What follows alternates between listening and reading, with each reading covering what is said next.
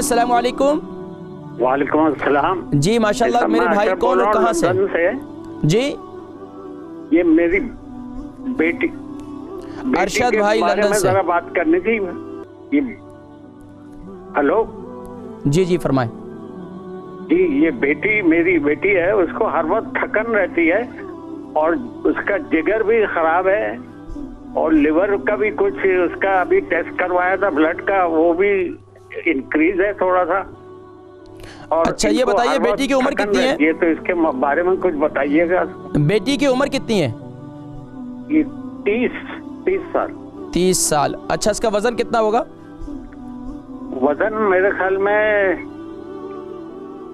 वजन है इनका कोई 7 स्टोन के करीब। शादीशुदा है बेटी? नहीं।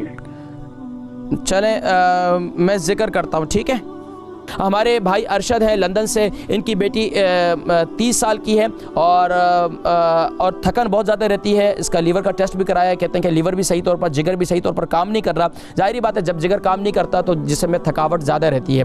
और ख़ास तौर पर बच्चियों का फिर मामला ये भी होता है कि बच्चियों का जाहिर बात है मंथली साइकिल अगर वो भी नहीं है जगह पर तो उसकी वजह से भी काफ़ी तकलीफ़ रहती है। और अगर उसके साथ साथ कब्ज़ की शिकायत भी है तो फिर भी रहती है।